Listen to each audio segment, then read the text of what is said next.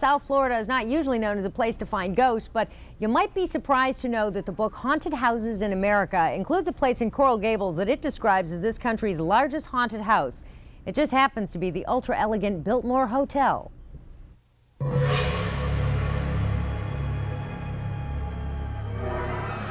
Groundbreaking for the hotel was on Friday the 13th, and most of the ghostly activity happens in the lavish suite on the 13th floor. This is a medieval fireplace, and there was a grisly murder here that happened March 7th, 1929. It was the murder of gangster Fatty Walsh.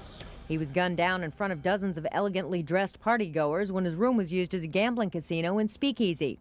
It's now called the Everglades Suite. Ghosts hang around when a traumatic incident has happened in their life. They stay earthbound. They may not stay in one place all the time, but this is their home, and they keep staying here. And no matter what is done to this hotel, the ghosts are going to live here. Today, the Biltmore is a 4-star, 4 diamonds hotel. But in the 30s, the hotel fell on hard times, and during World War II, the building became a veterans hospital. Psychics believe the hotel is haunted by at least 100 ghosts. Many guests have told the story of pushing the button to their floor and the elevator just going up to the 13th floor.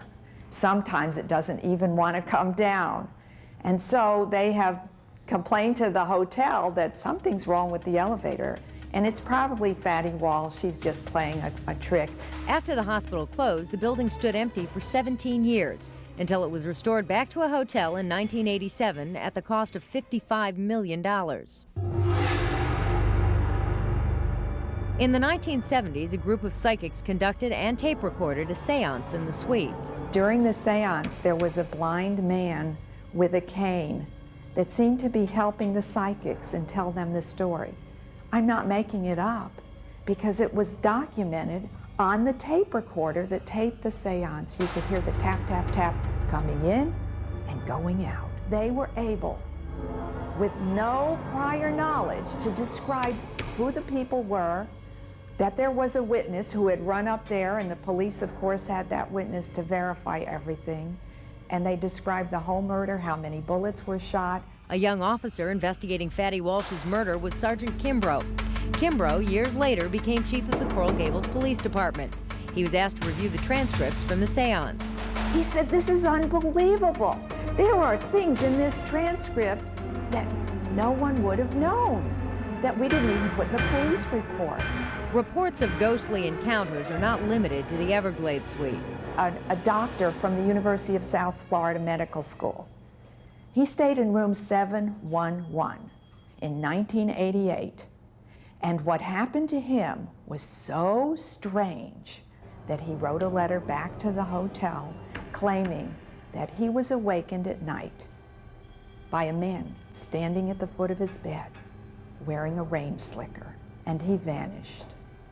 And he felt on the ground to see by his bed, and there was a damp spot that had been left there.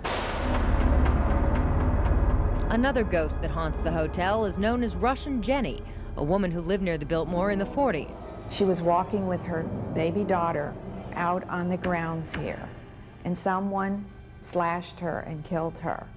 And of course the baby survived, but she's still looking for her baby, and many guests have felt some presence in their room, and they look and they see this white veiled object.